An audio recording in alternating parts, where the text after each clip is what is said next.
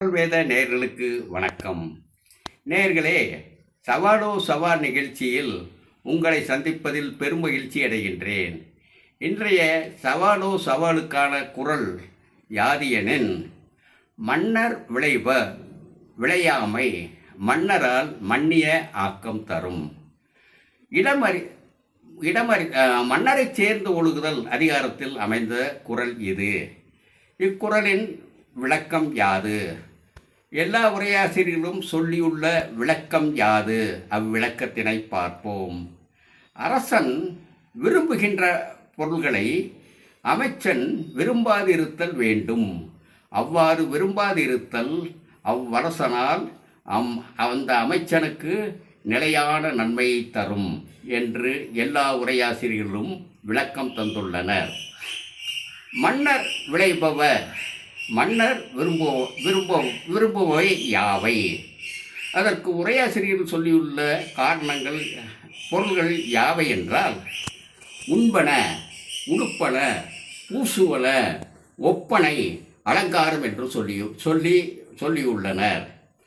இந்த குறளில் கொம்பு எழுத்து இல்லை. இவர்கள் சொல்லியுள்ள விளக்கம் கொம்பு எழுத்து இன்மையோடு பொருந்தி வரவில்லை. கற்க கசடர என்னும் குறளில் ஒரு கல்விமான் இருக்கின்றார். அவர் கசடர கற்பவர், கற்பவை கற்பவர், கற்றவென்னும் கற்பவர், நிற்கதற்கு தக கற்பவர். இத்தகைய ஒரு கல்விமான் இருப்பதனால் இந்த குறளை கொம்பு எழுத்து இன்றி திருவள்ளுவர் அமைத்துள்ளார். கொம்பு எழுத்து இன்மை விளக்கத்தோடு பொருந்தி வருகின்றது. ஆனால் மன்னர் விளைபவ குறளில் உரையாசிரியர்கள் சொல்லியுள்ள விளக்கம் கொம்பு இன்மையோடு பொருந்தி வரவில்லை. பொருந்தி வர வேண்டும். பொருந்தி வந்தால்தான் விளக்கம் சரியான விளக்கம். அப்போ சரியான விளக்கம் யாதுன்னு யோசித்து பார்த்தேன். ரொம்ப நேரம் யோசித்து பார்த்தேன். பொறி தட்டினாப்புல எனக்கு ஒரு யோசனை தோன்றியது. இந்த விளைப என்னும் சொல்லுக்கு விளைதல் என்னும் வேர்ச்சொல் உடையது. விளைதல் என்னும் சொல்லுக்கு விரும்புதல் என்னும் பொருளோடு கலவி கொள்ளுதல், புணர்தல் என்னும் பொருளும் உண்டு. இவ்விடத்தில் இந்த அடிப்படையில் பொருள் காண வேண்டும். அரசனுக்கு உரிமை மகளிர் பலர் இருப்பர். அவன் அம்மகளிரோடு இன்பம் அனுபவிப்பான், கலவி இன்பம் அனுபவிப்பான். அவன் இவ்வாறு இன்புறும் மகளிரை அமைச்சன் விரும்பாது இருத்தல் வேண்டும்.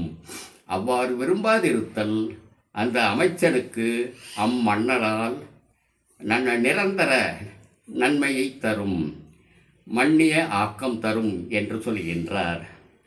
இப்போ இந்த விளக்கம் கொம்பின்மையோடு பொருந்தி வரும். ஒன்று புணர்ந்த ஒன்றினை புணர்தல் விலங்கின் செயல். ஒருவன் புணர்ந்த ஒருத்தியை புணராது இருத்தல் மனிதன் செயல். இந்த குறளிலே இருக்கின்ற அமைச்சன் மனிதன். ஆதலால் இக்குறளில் கொம்பு எழுத்து இன்றி வேண்டுமென்றே அமைத்துள்ளார். இந்த மாதிரி விளக்கம் கட்டால்தான் அந்த கொம்பின்மையோடு விளக்கம் பொருந்தி வருகின்றது. இன்றைய சவாலுக்கான கேள்வி என்னவென்றால், இந்த மன்னர் விளைபவ என்ற சொல்லுக்கு இன்றளவும் எவரேனும் கலவி கொள்ளுதல், புணர்தல் என்று பொருள் கண்டிருப்பார்களே ஆனால், அவ்வாறு பொருள் கண்டு விளக்கம் சொல்லியிருப்பார்களே ஆனால், இந்த சவால் நிகழ்ச்சியை பேக்கப் பண்ணிட்டு போயிடுறேன். நன்றி, வணக்கம்.